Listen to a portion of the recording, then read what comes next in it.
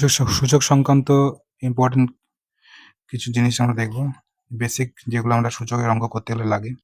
যেমন এখানে একটি দেওয়া আছে x⁴a। এখানে x হচ্ছে বেস অথবা মূল সংখ্যা এবং a হচ্ছে এখানে ঘাত বা সূচক বা ইনডেক্স। এখানে কতগুলো এক্সাম্পলের মাধ্যমে এই জিনিসটিকে আমরা দেখব।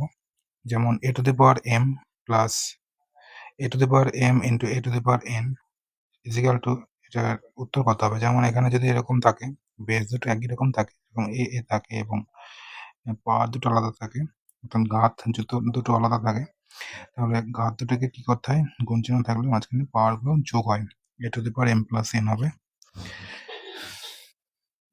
একই রকম ভাবে a⁴m ডিভাইডেড বাই a⁴n, এখানে যদি ভাগ থাকে এবং বেসটা যদি একই রকম থাকে, তাহলে আমরা কি করব? a⁴m এবং n m n এর যে পাওয়ারটা আছে, এটা পাওয়ার দুটো কিভাবে বিয়োগ হয়? m মাইনাস n হবে, a⁴m মাইনাস n। তো এখানে হবে a⁴m মাইনাস n। পরবর্তী একটি ধরন দেখবো অঙ্কর, যেমন a⁴m ব্র্যাকেট n এরকম যদি থাকে, তাহলে আমরা কি করব? যে ব্র্যাকেটের বাইরে এবং ভেতরে যে পাওয়ার দুটি আছে, সে পাওয়ার দুটি কি হয়? গুণ হয়ে যায়, অর্থাৎ a⁴m ইন্টু n হবে। একই রকম ভাবে a ইন্টু b